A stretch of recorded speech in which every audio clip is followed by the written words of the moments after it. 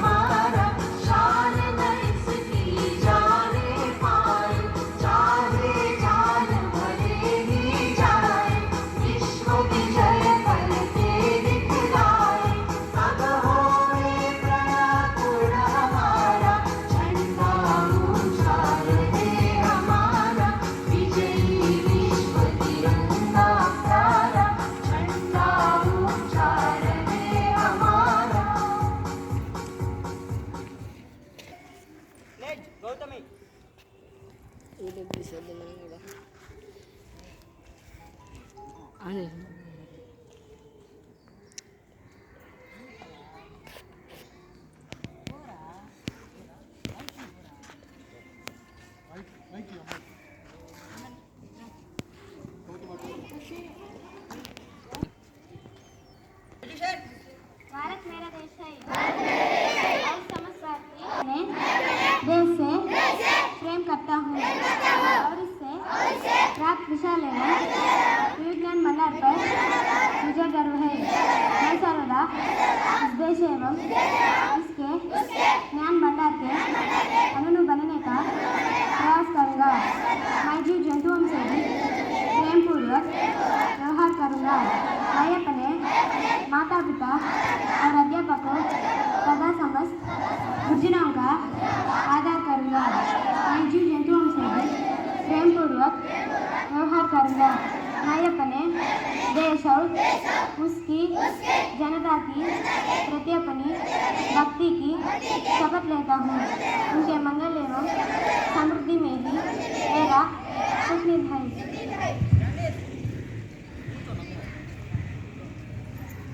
పాఠశాల ప్రధానోపాధ్యాయులు గారు అలీ అహ్మద్ గారు అధ్యక్షత వహిస్తారు.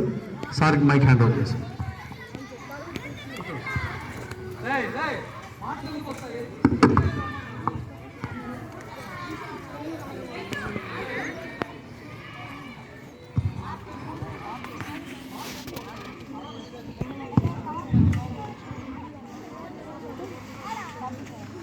ఉపాధ్యాయులు తర్వాత పేరెంట్స్ మీకు కేటాయించిన స్థానాల్లో ఆసీనులు కావాల్సిందిగా మనవి చేస్తున్నా.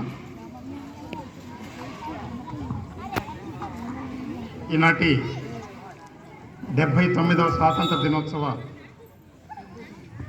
వేడుకల సందర్భంగా మన పాఠశాలకు ముఖ్య అతిథిగా చేసిన పాఠశాల విద్యా కమిటీ చైర్మన్ వెంకటేష్ గారికి, స్టాఫ్ సెక్రటరీ చంద్రమోహన్ గారికి, అలాగే ప్రత్యేక అతిథులుగా విచ్చేసిన జయభారత్ హాస్పిటల్ ప్రతినిధి గారికి, వార్డెన్ గారికి, నా సహచర ఉపాధ్యాయ బృందానికి, విద్యార్థులందరికీ కూడా స్వాతంత్ర దినోత్సవ శుభాకాంక్షలు. ఈరోజు ప్రతి సంవత్సరం జరుపుకున్నట్టే ఆగస్టు 15 స్వాతంత్ర దినోత్సవాన్ని జరుపుకుంటున్నాం. ప్రత్యేకంగా విద్యార్థులకు ఏంటి స్వాతంత్ర దినోత్సవం, ఎందుకు జరుపుకుంటున్నాం, దాని వెనుక ఏముంది, మన కర్తవ్యం ఏంటి అనేది కొద్దిగా మనం మననం చేసుకోవాలి. మన తర్వాత తరాల వాళ్ళకు కూడా దాన్ని అందించాలి, ఆ స్ఫూర్తిని. అందుకనే మనం ప్రతి సంవత్సరం స్వాతంత్ర దినోత్సవాన్ని జరుపుకుంటున్నాం. స్వాతంత్ర దినోత్సవం అంటే ఏదో చాక్లెట్లు తీసుకొని తినేసి వెళ్ళిపోవడం కాదు. అలాగే మీకందరికీ తెలిసిందే, పాతకాలంలో కొన్ని వందల సంవత్సరాల ముందు మన దేశంలో చిన్న చిన్న సామ్రాజ్యాలు ఉండేవి. వాళ్లకు ఐకమత్యం లేక, ఫ్రెండ్షిప్ లేకపోవడం వల్ల దాన్ని అవకాశంగా తీసుకొని బ్రిటిష్ వాళ్ళు మన దేశానికి వ్యాపారం పేరుతో వచ్చి ఇక్కడి పరిస్థితులను అవగాహన చేసుకొని వాళ్ళకు అనుగుణంగా మార్చుకొని మనలో మనకు చిచ్చు పెట్టి వాళ్ళు లాభం పొంది మొత్తానికి మన దేశం మొత్తాన్ని వాళ్ళు స్వాధీనం చేసుకోవడమే కాకుండా మన విలువైన సంపదను, ఎన్నో సంపదలని అంతా కూడా సహజ సంపదలు కావచ్చు, బంగారం కావచ్చు, ఇంకా అనేక రకాలుగా మన దేశాన్ని దోపిడీ చేసి వాళ్ళ దేశానికి తరలించుకొని పోయినారు. మన దేశంలో ఉండే ప్రజలందరినీ బానిసలుగా చూశారు. బానిసత్వం అంటే ఏంటో మీకు అందరికీ తెలియదు. ఎవరైనా సరే అన్నం విలువ ఆకలి ఉన్నవాడికే తెలుస్తుంది. ఆ రోజుల్లో ఏం మాట్లాడడానికి కూడా స్వేచ్ఛ లేదు, మనకు హక్కులు అంటూ లేవు. ఈరోజు ఉన్నంత స్వాతంత్రం లేదు. వాళ్ళు ఏం చెప్తే అదే చేయాలి, వాళ్ళు ఏమి ఇస్తే అదే తీసుకోవాలి. అలాంటి దుర్భర పరిస్థితుల్లో ఉండి ఆ బాధలు అనుభవించిన తర్వాత కొన్ని వందల సంవత్సరాలు క్రమంగా మార్పు వచ్చి మన దేశంలో ఉండే ప్రజల మధ్య ప్రాంతాలకు, కులాలకు, మతాలకు ఏమి తేడా లేకుండా అందరూ ఒకటి ఎంతోమంది దేశ నాయకుల ఆధ్వర్యంలో రకరకాలుగా పోరాటాలు చేశారు. వాళ్ళలో హిందువులు ఉన్నారు, ముస్లింలు ఉన్నారు, క్రైస్తవులు ఉన్నారు, సిక్కులు ఉన్నారు, అందరూ ఉన్నారు. అందరూ కలిసి చాలామంది వాళ్ళ ప్రాణాలు కోల్పోయారు, వాళ్ళ ఆస్తుల్ని కోల్పోయారు, వాళ్ళ కుటుంబ సభ్యుల్ని కోల్పోయారు. అలా సంవత్సరాల తరబడి బ్రిటిష్ వారితో రకరకాలుగా యుద్ధాలు చేసి కొంతమంది మహాత్మా గాంధీ లాంటి వాళ్ళు శాంతియుతంగా మౌనంగా అనేక పద్ధతుల్లో నిరసన ప్రదర్శన చేస్తే, భగత్ సింగ్ లాంటి వాళ్ళు, నేతాజీ సుభాష్ చంద్రబోస్ లాంటి వాళ్ళు తుపాకీతో ఎదిరించారు. ఆ క్రమంలో వాళ్ళ ప్రాణాలు సైతం కోల్పోయడం జరిగింది. ఎన్నో లాఠీ దెబ్బలు తిన్నారు. అంత త్యాగాలు చేసి మనకు స్వాతంత్రాన్ని సంపాదించి పెట్టారు.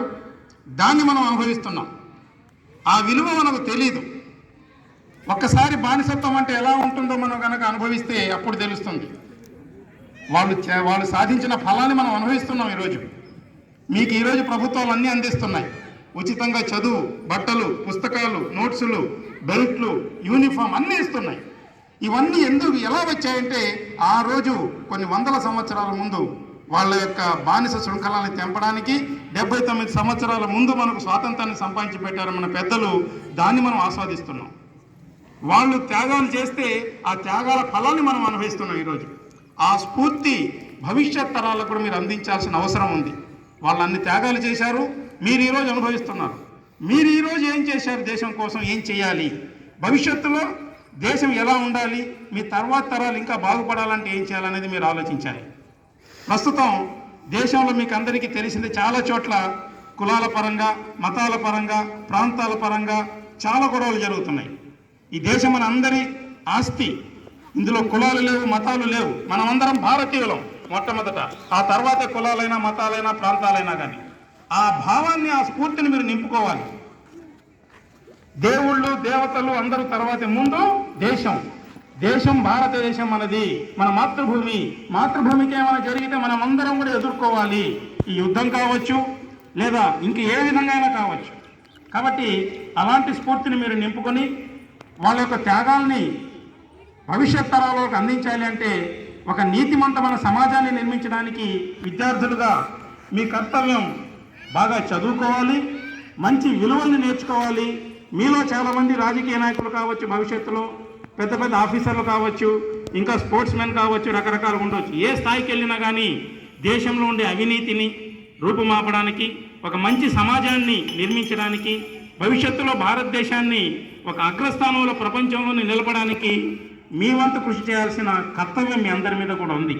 దాన్ని దృష్టిలో పెట్టుకొని ప్రభుత్వాలు అందించే సౌకర్యాలను వినియోగించుకుంటూ మీరు మీ యొక్క పెద్దలకు ఈ త్యాగమూర్తుల యొక్క త్యాగాలను వివరించి ఇళ్లలో రాబోయే తరాల వరకు కూడా ఈ సందేశాన్ని అలాగే అందిస్తూ దేశం పట్ల ప్రేమాభిమానాల్ని, త్యాగాన్ని పెంపొందించడానికి కృషి చేస్తారని మరోసారి అందరికీ మనవి చేస్తూ 79వ స్వాతంత్ర దినోత్సవ శుభాకాంక్షలు తెలియజేస్తూ ధన్యవాదాలు.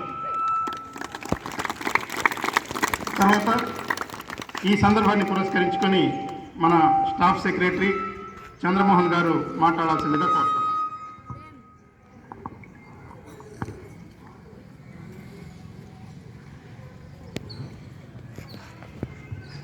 హలో, గౌరవనీయులు, మన పాఠశాల ప్రధానోపాధ్యాయులు, ఈ సభాధ్యక్షులు శ్రీ జుల్ఫికర్ అలీ గారికి, అలాగే ఈరోజు స్వాతంత్ర దినోత్సవానికి ముఖ్య అతిథిగా విచ్చేసినటువంటి శ్రీ వెంకటేష్ గారికి, మన ఎస్ఎంసీ చైర్మన్ గారికి, అలాగే అక్కడ గ్యాలరీలో అతిథులుగా విచ్చేసినటువంటి వారికి, మన పాఠశాలకి